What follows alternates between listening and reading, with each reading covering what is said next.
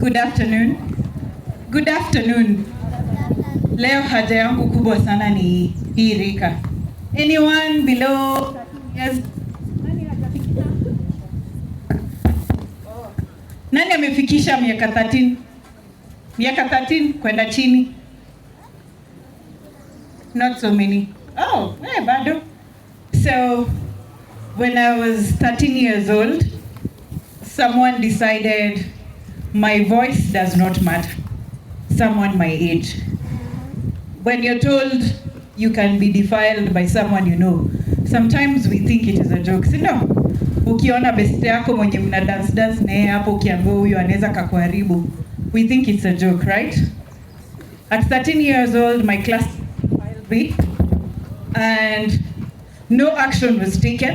In fact, I was told it was my fault because I was playing with boys at class 8.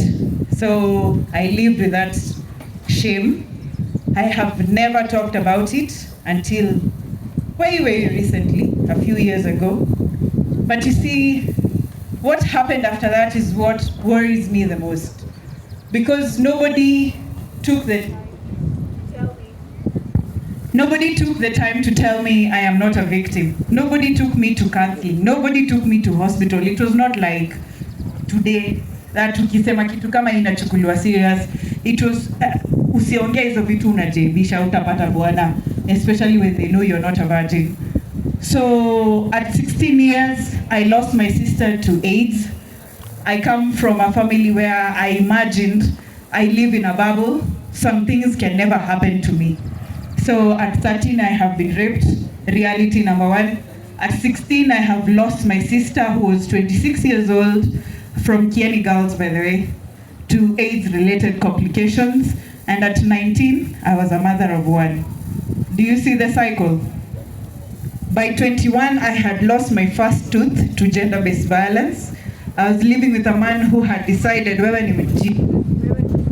you have refused to go to campus to live with me. You are stupid. And so I became the punching bag. Every day, may I get a microphone?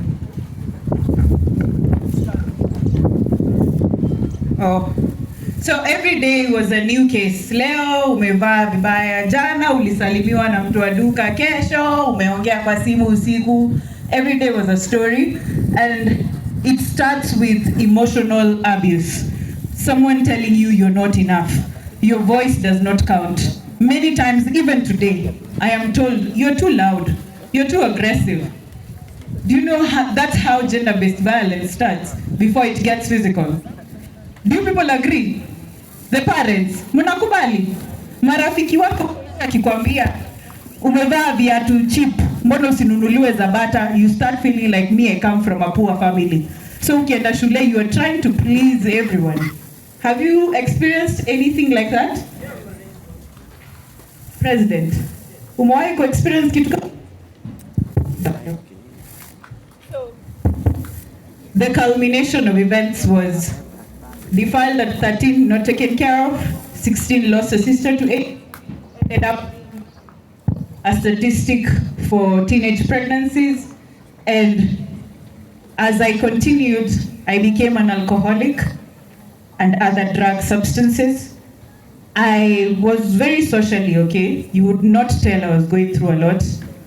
But by 25, I was emaciated. I was basically going. My mental health was done. I was not okay. I remember there's a time nilikuwa natembea streets za Buruburu, where I come from, with mogoka in my hand, na niko na earphones na ziko connected, na sija notice ziko connected, but I'm walking, listening to music, and people are looking at me. Ule ni mtoto wa nani? Mama ya nani? At 25 years old, I was very energetic, very creative. My energy was very vibrant, but I was not there. Do you see where I'm going? When you're an alcoholic, do you have the time to choose the men you sleep with? Do you get to say, hey, leo naenda na huyu? Do you even remember to carry condoms? Do you see where I was headed? I would have been a statistic for new HIV infections at that time. So my life is the triple threat. As we speak now, I'm the representative Kenya, the United Nations Youth Council. I represent Kenya from Embu County. I am also a mother of 3. I am a wife, I am a business person, and I am a lover of art. If you look around, you'll see me dancing. Nani ameniona nikidance?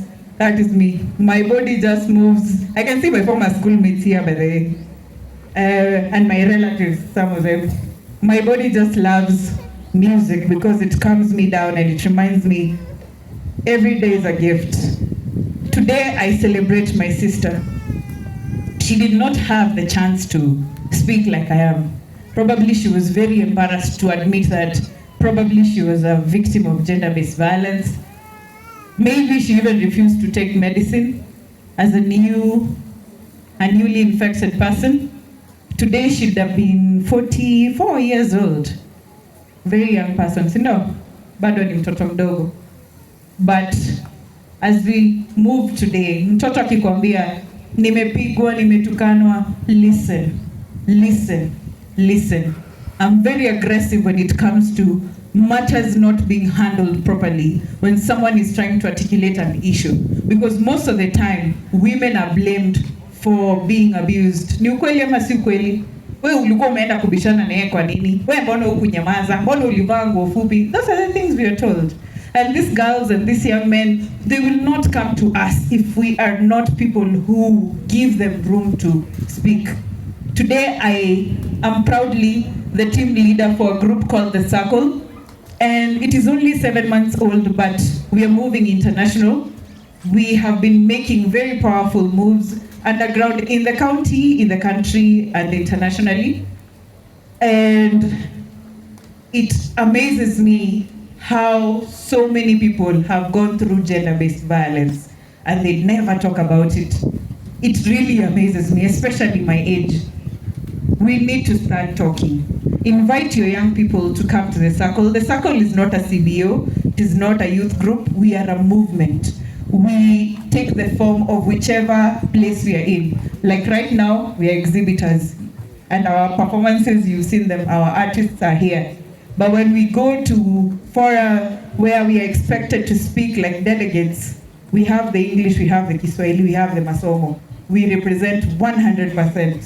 So you're welcome to the circle, and that is the end of my story. Yes. Wow, that is so touching. Thank you so much, Olive. You know, if someone looks at Olive, you wouldn't imagine she's undergone all that, right? But she's such an amazing woman, very strong. Let us appreciate her once more time. Thank you so much for your testimony.